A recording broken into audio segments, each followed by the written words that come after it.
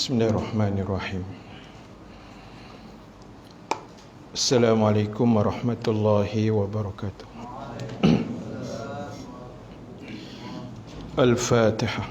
A'udzubillahi minasyaitonir rajim. Bismillahirrahmanirrahim. Alhamdulillahi rabbil alamin. Ar-Rahmanir-Rahim. Maliki yaumiddin. Iyyaka na'budu wa nasta'in. Ihdinas siratal mustaqim.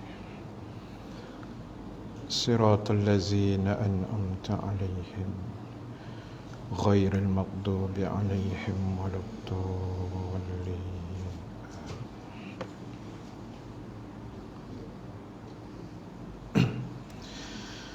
الحمد لله رب العالمين والعاقبة للمتقين ولا عدوان إلا على الظالمين. أشهد أن لا إله إلا الله وحده لا شريك له وأشهد أن محمدا عبده ورسوله. اللهم صل وسلم وبارك على سيدنا محمد صلى الله عليه وسلم وعلى آله وأصحابه أجمعين. ربنا افتح بيننا وبين قومنا بالحق وأنت خير الفاتحين وسيكفيكهم الله وهو السميع العليم. أما بعد. Ashabul kiram, tuan-tuan imam, tuan-tuan Bilal, pengerusi dan seluruh ahli jawatan kuasa surau Al-Kahfi, muslimin dan muslimat yang dirahmati Allah Subhanahu wa taala sekalian. Alhamdulillah taala, kita memanjatkan kesyukuran kehadrat Allah Subhanahu wa taala. Dengan keizinannya kita dapat sama-sama berhimpun pada pagi ini. Setelah kita selesai mendirikan solat fardu subuh secara berjamaah, mudah-mudahan diterima dan dimakbulkan Allah Subhanahu wa taala insya-Allah. Muslimin dan muslimat sekalian, insya-Allah pada pagi ini seperti biasa kita akan sambung perbahasan dan perbincangan kita menggunakan kitab Nasihat Agama dan Wasiat Iman. Tersambung bacaan dalam kitab edisi tulisan Rumi muka surat 108. Masih lagi di bawah tajuk tugas para ulama dan para hakim atau para pemerintah. Sambungan pada baris perenggan yang kedua daripada atas. Jika yang ditanya mengenai akad jual beli dan cara-cara mengikat perjanjian di dalam jual beli, maka hendaklah orang alim itu menumpukan pembicaraannya sekitar perihal penyaksian dalam jual beli, upacara jual beli yang sah dan yang batil, dan demikianlah seterusnya. Baik, tuan-tuan, ibu-ibu yang dirahmati Allah Subhanahu wa taala sekalian, kita masih membahas tentang tugasan para alim ulama dalam soal menyampaikan ilmu. Maka yang paling terbaik ialah dia memfokuskan tentang tajuk yang dihuraikan.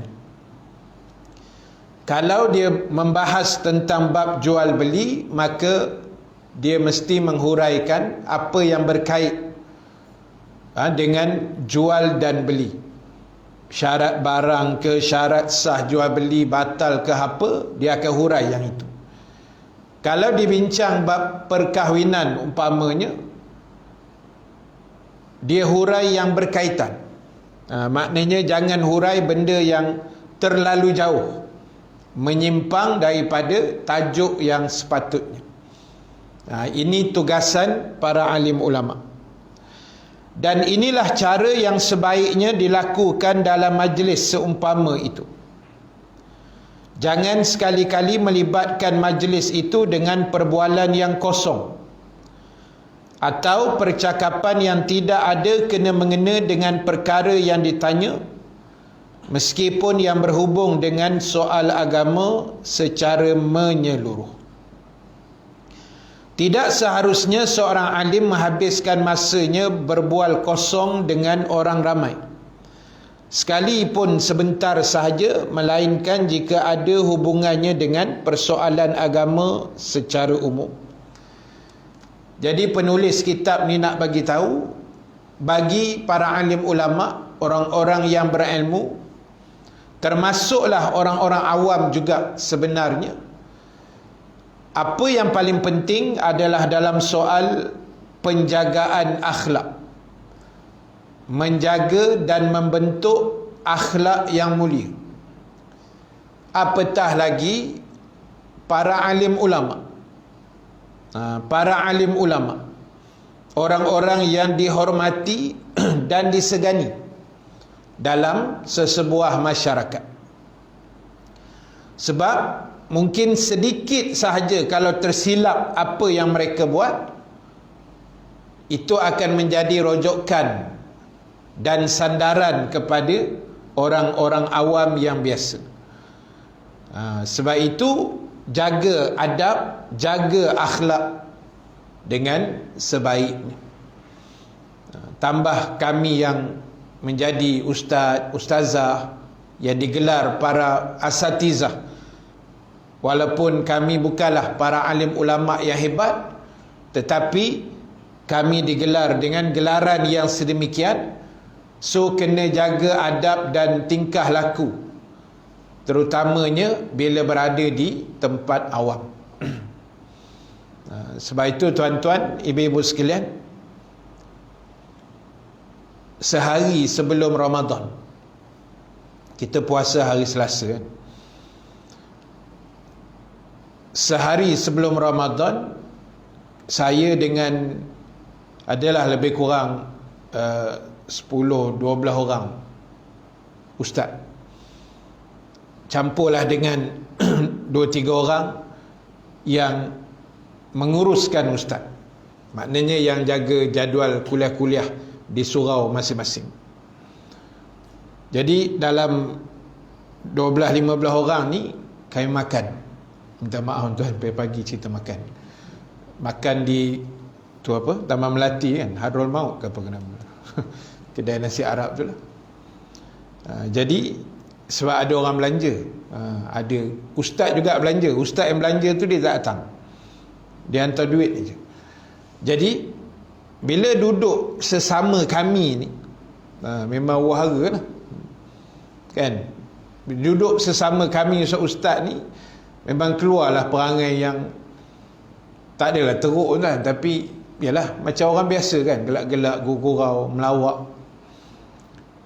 Dan saya tanya salah seorang yang jaga jadual ustaz-ustaz ni, saya kata, bang, di luar sana, saya kata, anak-anak murid di luar sana, macam abang ni kenal kami ustaz-ustaz secara rapat ni, okey lah. Ni anak murid luar ni, macam tuan-tuan ni, anak murid di luar sana, saya kata, diorang tahu tak kadang-kadang kelaku ustaz ni huru-hara sikit macam ni. Saya tanya soalan tu, dia kata, ustaz, diorang tak tahu ustaz, diorang ingat ustaz ni wali-wali kan, dia tak melawak, tak bergurau. Diorang tak tahu ustaz. Dan dia pernah bawa, ada satu kawan dia tuan, Masa tu makan dengan ustaz-ustaz jugalah. Habis majlis, kawan dia kata dekat sahabat saya ni, dia kata, "Ui, macam ni perangai ustaz," dia kata. Bukan perangai teruk, maksud dia dengan berborak, bersembang, bergurau, melawak, kan, macam-macam lah yang tak pernah orang jumpa di majlis ilmu macam ni, memang tak ada punya. Sebab tu depan ni nampak macam wali-wali lah, kan, tapi di belakang ni kalau orang tahu tak panggil dah kuliah lepas ni. Kan. Jadi tuan-tuan, nak sebutnya dalam tengah masyarakat ni, adab dan akhlak ni nombor satu lah. Mesti kita jaga, mesti kita tonjolkan, mesti kita tunjuk yang paling terbaik. Sebab masyarakat dia memandang, tuan-tuan, kan, tersilap sikit habis. Jadi ini yang paling penting, adab yang disebut oleh ulama, adab dan akhlak mendahului ilmu. Sebab hari ni kadang-kadang kita tengok ada segelintir lah, saya tak kata ramai, tapi mungkin segelintir kot yang masih kurang beradab, masih kurang berakhlak, kan. Kadang-kadang kita ambil benda yang banyak, tuan, keluar dalam TV, kita tengok baru ni pukul pengantar makanan, itu belum dengan libas bodyguard lagi tu, yang tak puasa, kan, yang tak bagi puasa tu. Dan banyak lagi lah contoh adab memandu di atas jalan raya.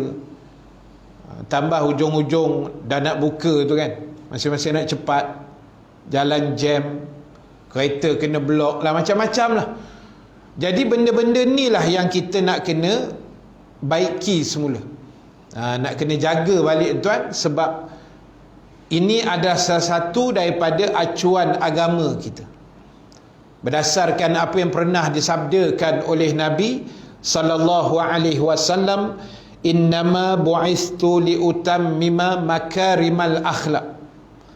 Sesungguhnya aku diutuskan oleh Allah untuk menyempurnakan akhlak manusia, untuk baiki perangai manusia, akhlak manusia. Jadi tuan-tuan, akhlak ni sangat penting. Dan dalam satu hadis yang lain, Nabi SAW menyebut, antara perkara yang akan membantu memberatkan neraca timbangan kita di akhirat nanti ialah akhlak yang mulia. Amal ibadah yang kita buat semua-semua ni semua akan ditimbang lah. Semua akan dikira, akan dihisap, akan diletak atas neraca timbangan Allah. Nak tengok berat dia sebelah mana, kan, berat yang baik atau berat yang tak baik. Dan di celah itu nanti akhlak yang sedang kita bina ini, perangai-perangai yang baik, budi bahasa yang elok, perangai yang cantik pada sudut agama, benda ini dia akan jadi pemberat. Dia tukang top up, tuan-tuan. Dia akan menambahkan lagi berat timbangan amalan yang sedia ada. Jadi untunglah kalau dari sudut bahasanya, orang yang menjaga ibadah dalam masa yang sama dia menjaga akhlak. Dan sangat rugilah orang yang rajin ibadah tapi akhlak dia tak berapa cantik. Rugi sangat-sangat, tuan-tuan. Sebab kita hidup atas dunia ni bukannya lama sangat. Bainas sittina was sab'in, antara 60 ke 70 tahun saja, kata Rasulullah sallallahu alaihi wasallam. Dan kita sangat bersyukur dan beruntung, tuan-tuan, kita dapat lagi hidup sampai pagi ini. Hari ini berapa Ramadan? 12, kan? 12 Ramadan. Sedar tak sedar dah 12 hari kita puasa. Di saat ada kawan kita, jiran kita, adik-beradik kita yang Allah jemput sebelum Ramadan, sehari dua sebelum Ramadan. Ada yang pagi 1 Ramadan sahur, berbuka tak sempat. aksiden dan sebagainya. Tapi kita alhamdulillah tuan, sampai pagi ni sejuk-sejuk hujan kat luar tu hidup lagi, dan bukan hidup saja tapi alhamdulillah sihat walafiat. Walaupun adalah sikit-sikit lah sakit pinggang, sakit lutut, sikit-sikit lah, tapi sihat tuan-tuan. Maksud saya sihat tu boleh mari surau tu kira sihat lah. Tak, kira sihat lah. Pergi hospital Selayang tengok berapa ramai yang terlentang atas katil tu, kan, yang wayar bersimpang siur di badan tak tahu mana punca, yang separuh sedar, yang tak sedar, yang koma, yang macam-macam tuan-tuan, yang stroke, yang tak boleh bergerak, semua ada. Tapi kita alhamdulillah Allah bagi nikmat sampailah pagi ni tuan, hidup lagi, alhamdulillah. Baik, itu banyakkan berdoa supaya Allah bagi kita sihat dan dapat menghabiskan sebulan Ramadan insya-Allah pada tahun ini. Amin ya rabbal alamin. Jadi tuan-tuan, gunakan nikmat sihat, kan, gunakan nikmat sihat. Saya tadi memang terlewat sikit, lepas tu saya sembahyang kat luar, memang saya duduk atas kursi kan, 3-4 hari ni sembahyang atas kursi. Pasal 3-4 hari lepas saya jatuh motor. Lama tak berempit. Kan, benda nak jadi ni kadang Allah saja yang tahu tak. Saya hantar anak sekolah naik motor skuter kan besar kan, sama saiz dengan tuan. Lepas tu berhenti depan pasti tu, anak saya berdiri kat depan tu, yang kecil tu dah mati enjin, angkat dia letak tu dalam keadaan saya terlupa saya belum tongkat motor tu. Selalu tongkat kan, hari tu dia Allah lupakan lah. Kita pun confident macam dah rasa dah tongkat, angkat letak, dua-dua beranak tumbang. Motor dah besar kan, bengkak lebam semua ada. Jadi saya nak duduk tahiyat tu masih tak boleh, duduk antara dua sujud tu tak boleh. Tu yang berdiri, itu yang sembahyang atas kursi kan. Masa tu berdirilah, tapi bila nak sujud tu kita duduk lah. Tapi alhamdulillah anak tak ada apa-apa. Dia bila jatuh tu saya tengok kopiah dia je saya ingat, lain tak ada apa-apa. Kan, bila balik Umi dia tanya, kau okey ke? Okey Umi. Habis ayah luka-luka teruk. Fakir okey sebab jatuh atas perut ayah. Kurang asam tu. Tapi memang betul. Masa jatuh tu kita peluk dia, pasal kita teringat dia je kan, apa-apa hal. Tapi alhamdulillah Allah selamatkan. Maknanya dosa banyak. Allah nak apakan dosa saya insya-Allah, amin kan. Cara tu macam-macam lah. Dia baginya kita kemalangan lah, itulah, pening kepala lah, sakit perut, macam-macam. Jadi sebab itulah tuan-tuan, apa pun balik pada Allah Ta'ala dan syukur Allah bagi nikmat ini. Dan yang penting jaga akhlak kita dengan sebaik-baik mungkin insya-Allah. Baik, sambung lagi.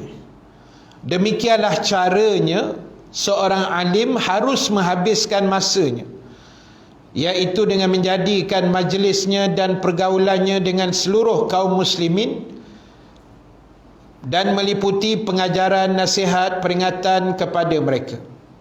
Lebih-lebih lagi dalam hal sekarang adalah menjadi hal yang lebih utama bagi ulama melaksanakan tertib yang berkenaan.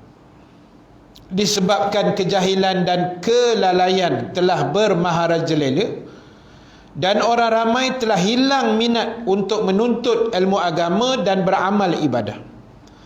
Andai kata para ulama terus berpeluk tubuh dan mendiamkan diri, tidak mahu mengajar dan atau mengingatkan, maka sudah barang tentulah kerosakan dan bahaya akan tersebar dan menyeluruh ke atas seluruh umat. Jadi faham mudahnya ulama asatizah tak boleh orang kata berpeluk tubuh.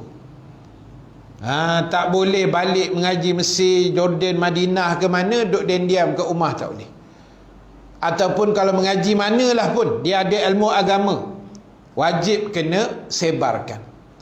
Dan menyebarkan itu tuan-tuan bukan mesti duduk di kursi meja penceramah ni. Tak, banyak cara kan. Tambah hari ni media-media sosial yang macam-macam jenis, lagi kena buat sebaran tuan-tuan. Menyampai ilmu bukan mesti bercakap, bukan mesti bersyarah berapi-rapi, tak. Tunjuk akhlak yang baik juga, itu sebaran dakwah. Itu juga dakwah. Kita menunjukkan satu level akhlak yang baik, itu adalah dakwah. Kita bersyarah beragama, itu adalah dakwah. Kita post something yang elok dalam Facebook kita ke mana-mana, dakwah juga. Macam saya sebut selalulah, Facebook ni, kalau kita tak retilah nak mengarang apa-apa kata-kata hikmah mutiara ke apa, cari je mana-mana ustaz punya, kita ambil je. InsyaAllah ustaz tu bagilah kot kan, benda-benda elok kita sebar je. Saya tahun ni cuma terlewat sikit tuan. Saya tiap-tiap tahun kalau Ramadan saya akan buat mutiara Ramadan. Siapa yang ikut Facebook saya dia akan jumpa lah. Cuma tahun ni saya macam terlupa pula, banyak betul lupanya kan. Dah hari ke 9, 8, 9 baru saya teringat benda tu. Dan saya buat tu sebenarnya mutiara Ramadan, kata-kata yang sama yang tahun-tahun sebelum. Sebab kita ada buat hashtag apa semua tu kan. Jadi kita cari balik, jumpalah dalam Facebook tu. So bila saya perhati tengok, bila saya ambil tahun lepas punya, saya masuk. Setiap kali saya search, saya cari tu, saya ada perasan ada satu orang perempuan. Tak silap saya daripada Kuantan kot. Bila saya cari, saya jumpa yang pada saya, mungkin itu saya punya perkataan lah yang saya tulis tu, sebab wording dia semua sama.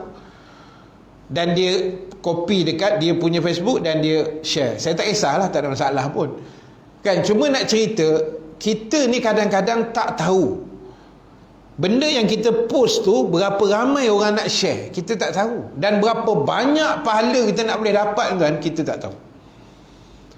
Mana tahu dengan satu post yang kita buat, ada orang baca, dia berubah jadi baik. Tak besar pahala tu. Ada orang share, ada orang insaf. Mana tahu kan, kita tak tahu. Betul saya cakap. Apa yang kami buat live ke apa ni, kami tak tahu yang menengok ni apa jadi selepas tu, kita tak tahu. Kecuali dorang bercerita balik, baru kita tahu. Dan memang ada dah, saya dapatlah beberapa kes kan, orang cerita balik kat kita. Dia kata, ustaz, saya dengar kuliah ustaz itu hari, saya memang adalah, dia ceritalah pengalaman-pengalaman. Kita tahulah. Kalau tidak, buat live macam ni, habis tutup balik tidur itu je. Kita pun tak tahu apa yang berlaku selepas itu. Tapi percayalah tuan-tuan, tak akan rugi. Tak akan rugi. Jadi sebab itu, para ulama, asatizah juga, dia kena mahir jugalah ilmu moden-moden ni. Dia kena reti lah juga Facebook, Twitter, Instagram, Telegram, TikTok ke apa, dia kena reti juga. Terutama yang saya cerita bulan lepas ni, dalam TikTok ni. Sebab anak muda sangat ramai tuan-tuan.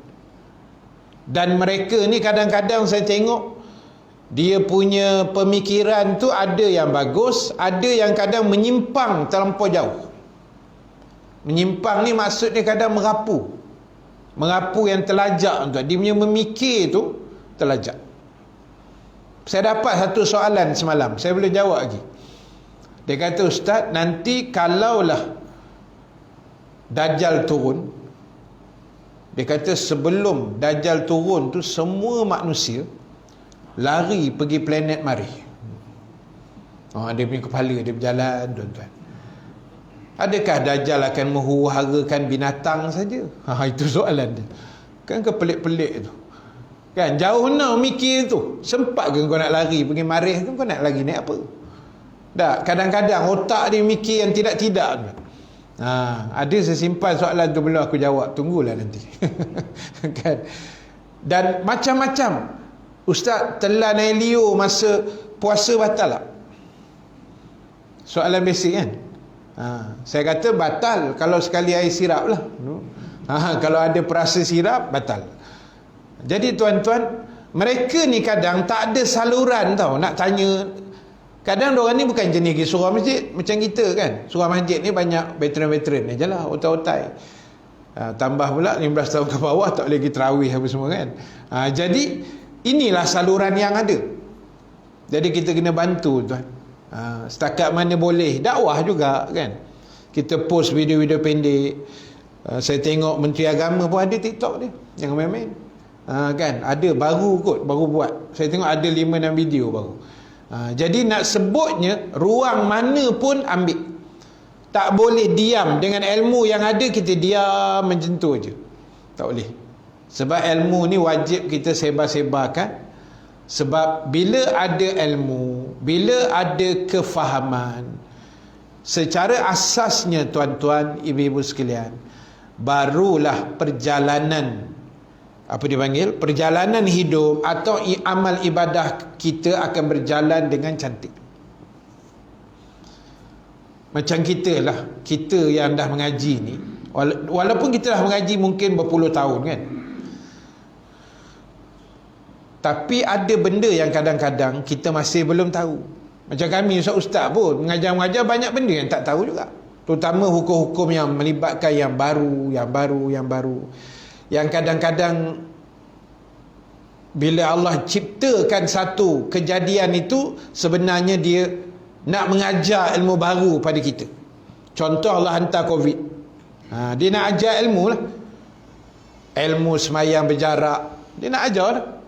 Mesti ada hikmah tuan. Bukan Allah buat sia-sia kan. Allah sebut dalam Quran, tak ada yang sia-sia. Tapi mesti ada sebab. Jadi bila jadi sesuatu, kadang-kadang benda tu dia nak refreshkan ilmu kita. Kadang-kadang ni kalau macam ni, macam mana nak buat? Kalau berbuka awal 3 minit, macam mana nak buat? Contoh. Ni dekat kutub utara kot rasanya. Kan? Belajarlah. Tak payah salah Bilal ke, tak payah tuan. Sebenarnya untung orang yang ikut azan Masjid Khairiyah hari tu. Sebab dia awal 3 minit tuan. Cuma dia kena, kalau ikut hukumnya, sebagian besar kata wajib ganti semula lah. Kan? Tapi tak apalah, benda tu sebenarnya ada sebab. Bila jadi Allah nak ajar hukum, bila jadi Allah nak suruh kita tengok balik, muhasabah diri ke umpamanya. Ini pentingnya ilmu. Bila terjadi sesuatu, ada kefahaman, barulah perjalanan hidup kita cantik. Kan? Kita nak solat tarawih, solat witir, bila ada ilmu baru kita tahu, solat tarawih ni sebenarnya bulan Ramadan saja. Witir ni bukan Ramadan saja. Tiap-tiap malam boleh witir sampai hari kiamat. Pasal ilmu ada, baru tahu.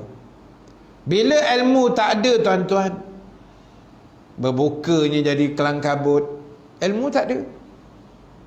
Dah banyak makanan di atas meja kita kan. Bila ada ilmu, tahu dah apa-apa hal, ke rumah dulu. Ilmu kan. Tapi bila ilmu tak ada, dah kelang kabut. Tangan dah macam sotong tuan.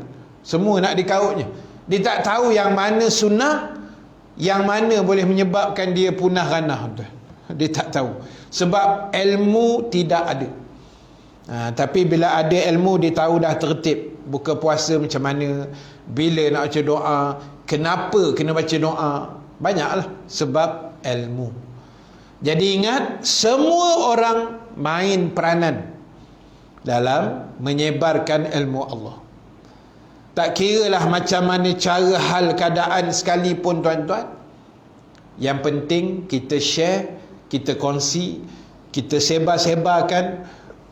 Sebab ilmu Allah Subhanahu Wa Taala ini sangat luas. Dia tidak ada tepinya. Dan sebenarnya lagi banyak kita menggali ilmu-ilmu ni, lagi banyak sebenarnya yang kita pun tak tahu sebenarnya. Sangat banyak, sangat luas. Jadi tuan-tuan, jangan jemu, jangan putus asa, mengajilah. Surah masjid kita di Selangor pun alhamdulillah dah boleh kuliah-kuliah sikit-sikit ni. ambillah peluang, ambil kesempatan. Sebab asasnya itulah, bila faham, perjalanan hidup kita jadi lebih cantik, tuan-tuan, insya-Allah. Dan inilah satu gambaran yang disebut, yang harus diletakkan dalam fikiran kita, iaitu apabila orang awam mengabaikan urusan agama, manakala para ulama pula melalaikan tugas untuk mengajar dan mengenalkan mereka akan selok belok agama mereka. La haula wala quwata illa billah. Maknanya ini benda yang kita faham, kena faham. Kalau dah orang awam pula jahil, tak faham, tak reti, dah dalam masa yang sama ulama pula tak buat apa-apa, habis. Kita hidup ni, tuan-tuan, ibu-ibu sekalian, kena keluarkan diri kita daripada kepompong kejahilan. Banyak orang bercakap, "Ustaz, dulu saya jahil, saya tak tahu, saya buat dosa." Macam mana, Ustaz? Yalah, dulu kita jahil, bukan awak saja, semua orang dulu pun jahil. Sebab itu pentingnya berilmu supaya ada kesedaran untuk kita berubah. Sebab kita ni, tuan-tuan, apa disebut, Sayyidina Ali kata apa? An-nasu niyam iza ma tuntabahu. Sayyidina Ali kata manusia ni sifatnya tidur. Tidur tu maknanya cuai, leka, lalai. Bila dia sedar, Sayyidina Ali kata bila dah mati. Jadi kita ni sentiasa leka, sentiasa cuai, sentiasa lalai. Sedar-sedar mati dah, tuan-tuan, masuk dalam kubur. La tusammal insan illa bin nisyan. Tidak dinamakan manusia, dengan insan, kecuali dia memang pelupa, tuan-tuan. Baik tu kena dengar kuliah ni, supaya tu namanya tazkirah, daripada perkataan zikir. Tazkirah ni ingat, mengingati. Sebab kita ni memang pelupa, tuan. Memang lupa kadang-kadang. Bukan kadang-kadang, kadang selalu juga. Kan banyak benda yang kadang-kadang kita ni, yalah, tambah kadang faktor usia kan. Saya semalam jadi juga satu kejadian yang saya tak nak, tapi terjadi juga tahun ini dalam menyusun jadual. Jadual Ramadan lah. Sebab kan dah boleh kuliah ni, jadi orang berduyun minta. Pagi semalam geng Tasik Putri WhatsApp, "Assalamualaikum Ustaz, malam ni jangan lupa jadual Ustaz. Lepas tarawih, lepas witir kita tazkirah 20 minit." Saya baca-baca tu kering darah tu. Sebab dalam jadual saya bukan situ. Sudahlah saya kata. Dalam jadual saya dekat Surau Seri Muda, Seksyen 25, insya-Allah. Tu saya kata dia jadi bertembung kan. Pasal salah saya lah. Geng Tasik Putri tu dia minta awal bulan 3. Masa dia minta tu belum ada lagi pengesahan kata kita boleh tarawih, boleh kuliah, belum. Dia main berani mati, dia minta dulu. Jadi sebabkan pada saya masa tu awal, saya pun angguk, cuma saya terlupa masuk dalam catatan saya. Tiba-tiba tempat lain minta, surau yang Seri Muda pun surau baru, saya tak nak pergi. Dia minta, dia bagi list, kita pun elok je ambil 23 hari bulan April. Confident gila.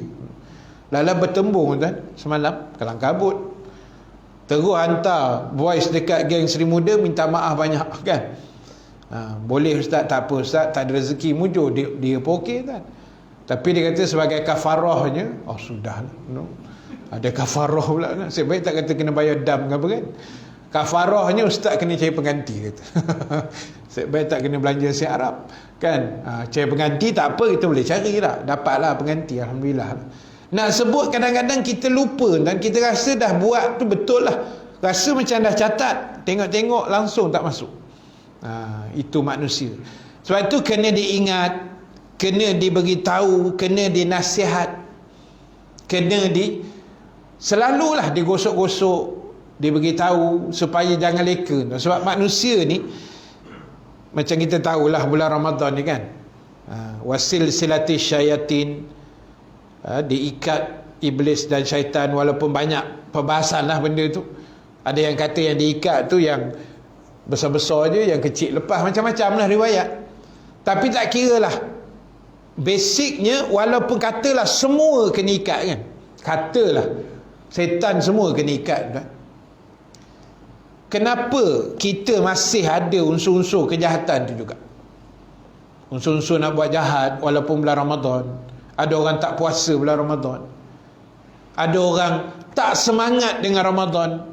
Saya baca dalam satu Facebook, hari pertama Ramadan.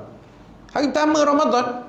Hari ni 12. Hari pertama dia dah tulis, alhamdulillah selesai puasa hari pertama Ramadan, bermakna 29 hari lagi kita akan berhari raya. Ini semua geng hantu raya kan? Hari pertama dah up status macam tu. Nampak benar dia risau dengan Ramadan, tak sabar nak beraya tuan. Dah lah rentas negeri tak boleh. Kan? Hari pertama dah tulis bab raya. Sebenarnya dia nak tulis tu bab raya tu sebenarnya. Dia buat-buat lah tulis alhamdulillah hari pertama selesai. Dia nak menolak hari tu kan. Yang penting poin dia 29 hari lagi kita akan berhari raya. Sabarlah tuan-tuan. Settlekan puasa dulu. Kan? Ini nak kena peringat ni. Bukan tak boleh nak suka tuan. Tak apalah, raya memang Nabi kata hari untuk gembira. Gembira atas kejayaan berjaya mengharungi Ramadan. Sebab itu ada orang dia terpaksa masuk Ramadan, terpaksa puasa. Ada. Tapi orang yang beriman tuan-tuan, ialah sebelum Ramadan dia dah suka dah kan. Dia dah seronok, tak sabar. Sebab dia tahu tuan-tuan, dengan pahala, dengan ganjaran, dengan rahmat, dengan keampunan, dengan Lailatul Qadar, segala macam yang Allah siapkan. Tapi ada orang tak mahu tuan. Dia kata terseksa dia bulan Ramadan. Tak boleh makan. Tak boleh makan tuan-tuan, siang aja. Malam kau terkedarah lah apa pun kan. Siang aja, bukannya lama pun, 13 jam. Kita bukan duduk kat Norway 18 jam. Bazar Ramadan tak ada kan. Belah-belah yang 18 jam, ada yang 20 jam kan, tak ada apa dah. Kan? Lama betul puasanya. Tu tak kira cuaca macam mana lagi. Kita okey jugalah, ada hujan, kadang ribut, terbang kemah-kemah bazar pun ada. Cuaca tu okey lah untuk kita kan. Taklah panas, taklah sejuk. Sedang-sedang macam tu. 13 jam saja, antara yang terpendek juga. Pun tak mau puasa. Ada yang tanya saya, Ustaz, saya puasa Ustaz Ramadan, tapi saya tak semayang. Okey tak? Dia tanya okey tak? Geng-geng TikTok ni tuan. Saya kata jangan buat macam tu. Rugi. Tuan-tuan fikir logik Dia boleh puasa tau. Sebab itu orang Melayu buat puasa jangan dicabar-cabar tuan. Memang dia akan mengamuk 7 keturunan. Betul. Orang Melayu buat puasa memang kita tabik spring lah. Memang kita salute. Kan? Dia pakai seksi ke, dia tak semayang, puasa mesti on punya. Betul saya cakap. Cuba tuan-tuan fikir dia boleh puasa 13 jam. Kalau di Malaysia ni 13 jam tak makan tak minum. Tapi rugi tuan, semayang 10 minit dia tak boleh nak buat. Puasa 13 jam boleh tahan.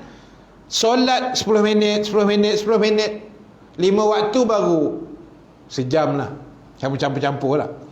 Sejam takkan kau tak boleh uruskan masa, bagi dekat Allah sikit. Yang 13 jam bab terkedarah ni boleh tahan. Yang puas semayang 5 minit tak boleh jaga. Sayang tuan. Itu yang Nabi kata lapar dan dahaga je tu. Ini pentingnya ilmu tadi kan. Jadi tolonglah sebar-sebarkan, tolonglah pesan-pesan, tolonglah sampai menyampaikan. Sebab apa tuan-tuan? Kita nak kalau boleh semua orang masuk syurga tuan. Kalaulah syurga ini untuk individu sahaja, Rasulullah tak perlu hijrah ke Madinah. Baik Nabi duduk bermunajat dalam gua Hira seorang-seorang, kan? Apa nak jadi kat bawah dekat Kaabah tu, nak sembah berhala ke apa, melingkup ke Abu Jahalan, tak. Kalau syurga ni untuk Nabi seorang. Tapi Allah nak kalau boleh semua orang masuk syurga. Kalau boleh. Tapi dah segelintir manusia tu dia memilih jalan ke neraka. Allah nak buat apa dah? Dia yang pilih jalan tu. Allah dah bagi jalan. Allah ni bukan zalim, tuan-tuan. Inna hadainahu sabila, sesungguhnya kata Allah, kami dah bentangkan jalan. Ini jalan pergi syurga, ini jalan nak terjun dalam neraka. Imma syakiran, ada yang bersyukur kata Allah, yang pilih jalan ke syurga. Wa imma kafura, ada segelintir pula yang degil, yang engkar, yang melawan, yang tak dengar cakap, dipilih jalan ke neraka. Allah dah bentang jalan. Kalau istilah hari ni kita sebut apa? Pilihan di tangan anda. Itu kalau hari mengundi lah. Kan, pilihan raya, pilihan di tangan anda, kan. Jadi hidup kita ni memang sebenarnya ulama kita, hidup kita terpaksa memilih. Tuan-tuan dah bangun sahur pagi tadi, dah siap-siap nak mari ni surau kuliah subuh. Masa siap-siap tu tuan-tuan terpaksa pilih baju apa nak pakai. Pagi-pagi dah kena pilih, tuan. Bukan baju, sebelum pakai baju tu dah kena pilih sahur apa nak balun pagi ni. Nak makan nasi ke, makan biskut ke, roti ke, kurma saja ke, air kosong ke, air kopi ke. Pagi-pagi dah kena pilih, tuan. Petang kan tak saya kira lah, itu tak tahu apa nak pilih lah. Ayam golek semua pakai, kan. Jadi hidup ni kena pilih, tuan. Kita nak jadi bahagia ke nak jadi celaka? Nak jadi ashabul yamin atau ashabul shimal? Nak jadi golongan kanan atau golongan kiri? Wal'iyazubillah. Nak jadi ahli syurga, nak jadi ahli neraka? Pilihan tu atas kita, tuan-tuan. Mintalah doa pada Allah. Sebab kita semua nak masuk syurga, insya-Allah. Jadi tolong ambil ruang kesempatan Ramadan ini, tuan-tuan. Kita ubah diri kita.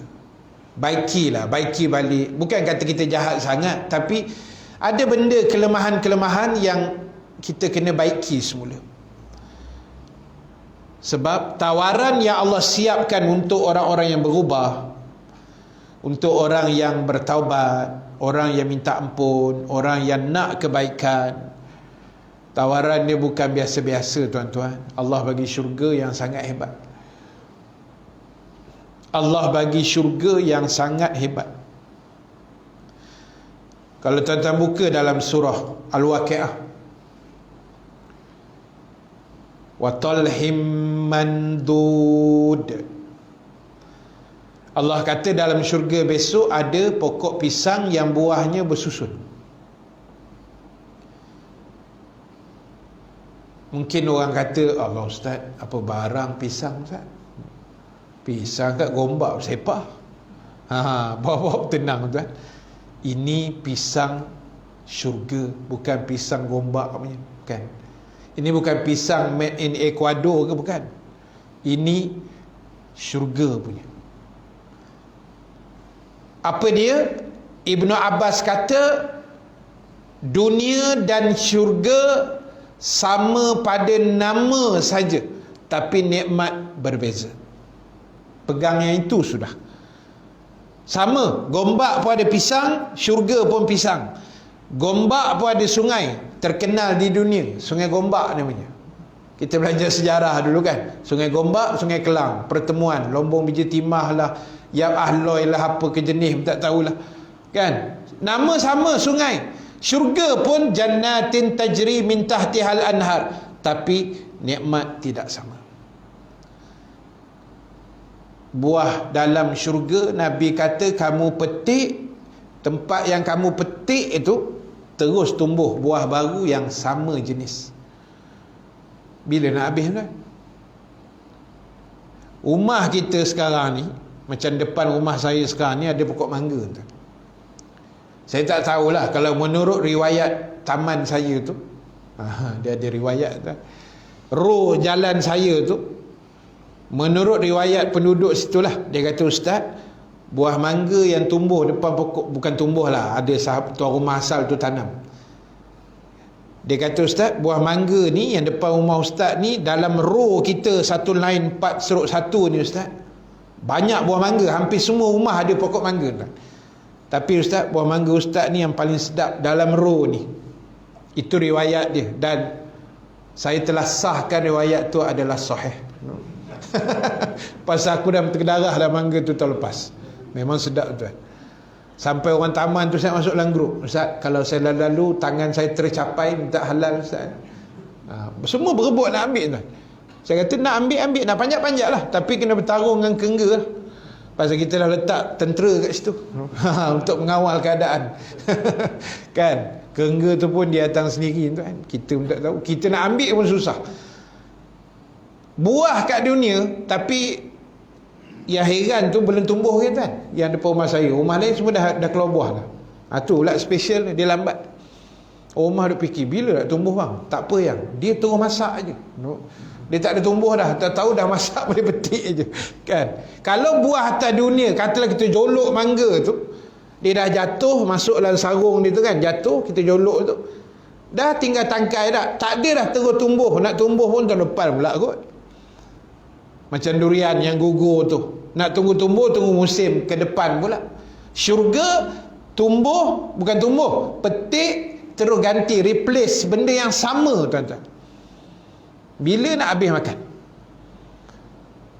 Dan ingat, Nabi kata kita makan dan minum dalam syurga bukan sebab lapar, bukan sebab haus, tapi sebab itu satu kenikmatan yang Allah bagi. Dia tak sama tuan. Makan sebab lapar ni lain.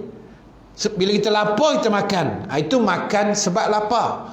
Bila kita haus kita minum, minum sebab haus. Tapi di syurga besok tak lapar, tak haus. Habis apa hal Ustaz? Makan aje lah kerja. Makan aja. Dia tak mengenyangkan, tak ada tuan. Makan aje lah. Makan tak sakit perut Ustaz. Tak ada. Ini bukan dunia tu. Dunia silap makan sakit perut. Akhirat syurga tak ada sakit perut. Nikmat tu Allah bagi tuan-tuan dengan macam-macam tuan. Dekat syurga ada pasar tuan-tuan. Buka hadis. Saya jumpa hadis tu. Setiap hari Jumaat ahli syurga akan berjalan di pasar-pasar. Jual beli apa saya tak tahu tuan. Jangan tanya pula, Ustaz beli apa Ustaz? Saya tak tahu. Apa barang yang dijual dalam syurga saya tak tahu. Apa mata wang jangan tanya. Cuma Nabi kata dalam syurga setiap hari Jumaat ahli syurga akan berjalan di pasar-pasar di dalam syurga. Tak tahulah tuan-tuan, otak kita bila sebab pasar mesti ada jual beli kan. Wallahu ta'ala a'lam. Dan hebatnya syurga, Nabi kata bila kamu pandang wajah seseorang dalam syurga, lepas tu kamu tengok tempat lain, pandang balik sekali lagi, lebih lawa daripada pandangan kali pertama. Hari ini pandang lagi lawa daripada semalam, besok kita pandang lawa daripada hari ini. Dia tak ada makin kerepot, tak ada. Dia makin lawa syurga. Punya macam tu punya tarikan. Orang tak mau nak buat macam mana tu. Pasal apa orang tak mau? Pasal orang tak nampak tu. Ni kelebihan Ramadan yang Nabi kata lau ya'lamu ummati ma fi Ramadan. Kalaulah umat aku tahu kelebihan Ramadan, mereka ingin Ramadan berlaku sepanjang tahun kan. Kita tak nak sebulan Ramadan, kita nak setahun terus. Tak payah Syawal, tak payah haji, tak payah. Kita nak Ramadan je tiap-tiap bulan. Kalau tahu. Tapi sebab tak tahu, tak nampak, atau hari pertama dah tulis 29 hari lagi nak raya tu. Kan? Pasal tak nampak. Mana pahala berganda Ustaz? Tak ada pun. Tak nampak pun kelebihan sedekah. Yang nampak datang surau je duit habis. Belum Ustaz nak minta ke? Tabung dah bersusun kat belakang tu. Kan? Jadi tuan-tuan, pasal tak nampak tu orang buat tak peduli tuan. Cuba nampak Shopee, nampak Shopee tahu kan? Ke tuan-tuan memang wali semua ni. Shopee, Lazada tahu kan? Shopping online tu hari-hari keluar dalam TV dengan lagu dia semua tu kan. Nampak 70% buy one free one lah apa. Oi, habis duit tu yang buat pasal. Ada kaki-kaki yang online ni macam-macam dia beli je. Dia jangan dibuka je tuan. Buka aja, yang tak beli pun akan beli. Tu je ceritanya. Pengalaman dah ada. Kan? Jadi sebab nampak diskaun, pergi Sogo ada sale, pergi Kamda ada sale, raya lah apalah semua 70%. Nampak berebut lah. Air sinar KWSP nampak. Nampak kan 10,000 apa ribu tu. Berebut lah nak ambil bawa keluar. Tapi bila Nabi kata pahala berganda, satu amalan sunat Allah bayar pahala wajib, satu amalan wajib 70 kali ganda, tak ada pun berebut. Tak semayang juga, pasal tak nampak pahala. Jadi tuan-tuan tu saya kata, tuan-tuan ni beruntung sebab mengaji. Orang belajar, orang mengaji, orang berkuliah, tuan, kok mana pun beruntung. Sebab Nabi dah beritahu dah, orang mukmin hidup pun beruntung, mati pun beruntung. Sahabat dengar dia jadi pelik agak lah. Kalau hidup beruntung ni tahulah Rasulullah, kalau mati pun beruntung, perkehanya kan. Mati pun beruntung, Nabi kata. Orang beriman ni hidup beruntung, mati pun beruntung. Lalu Nabi jawab, untungnya orang beriman kalau dia hidup sebab dia masih ada peluang untuk beribadah dan bertaubat. Itu untungnya. Kita hidup ni untung ni sebab ada ruang nak ibadah, ada ruang nak taubat. Yang dah mati tuan-tuan, tak ada dah. Tuan-tuan boleh tarawih sebab apa? Masih hidup. Tuan-tuan boleh datang kuliah pagi ni sebab masih hidup. Saya dah cakap dah dulu kan, 23 tahun dah saya ceramah tuan. Kuliah saya datang semua orang hidup je. Belum ada mumia ke hantu Kak Limah datang, belum lagi lah. Semua orang hidup je tuan. Orang mati tak datang kuliah. Tak boleh nak datang sebab dah mati tuan.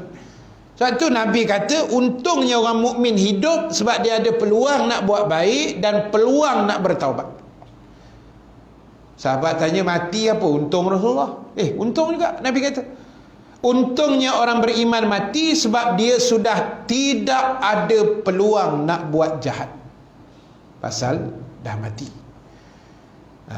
Jadi tuan-tuan, kita belum mati lagi ni. Untungnya sebab masih ada peluang nak buat baik. Jadi tuan-tuan, buatlah serba-serbi kebaikan yang kita mampu. Buatlah apa pun, asalkan benda tu benda elok, benda baik, benda yang diiktiraf oleh agama, jalan. Kita tak usah serabutkan hidup kita ni dengan benda-benda khilafiyah yang akhirnya merugikan orang Islam. Dah sampai hari ke-12 duk bergaduh pergi tarawih 8 ke 20, 8 ke 20, apa cerita tuan? Ada orang suka bergaduh benda tu. Dia kata geng 8 dia mempertahankan ke-8an dia tu.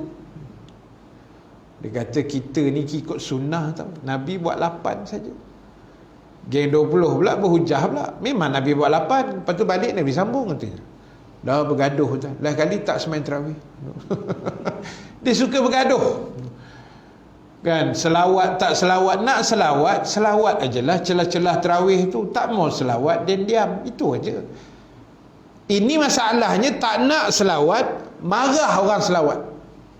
Itu yang salah tu kan. Kita jangan buat gitu tuan. Rugi orang Islam. Orang kafir ni musuh Islam yang suka menjahanamkan Islam. Diorang ni tak duduk diam kan. 24 jam cari jalan macam mana nak melingkupkan kita. Yang kita bergaduh sesama kita, bila nak siap? Kan? Benda-benda macam tu tak payah. Nak selawat tak mau sudah. Nak wirid tak nak sudah. Nak kunut tak mau kunut, dia diam macam. Dia tak nak buat, dia salahkan orang yang buat. Situ adab tu tak apa nak comel sikit. Jadi sebab itulah tuan-tuan, benda pada saya elok, Agama tidak melarang, jalan. Tak. Agama tak larang, jalan. Betul. Apa dalam kawaid fiqh kata al aslu fil asya al ibahah. Asal semua benda adalah harus. Asal makan minum harus. Dia jadi haram kalau benda tu tidak halal, atau benda tu sampai membazir, atau benda tu sampai kita makan minum boleh memudaratkan diri, haramlah jadinya. Tapi asasnya harus. Kayuh basikal harus, tapi jadi haram kalau kayuh seluar pendek. Macam itulah hukum, memang macam tu. Kayuh sampai memudaratkan diri, tak boleh lah.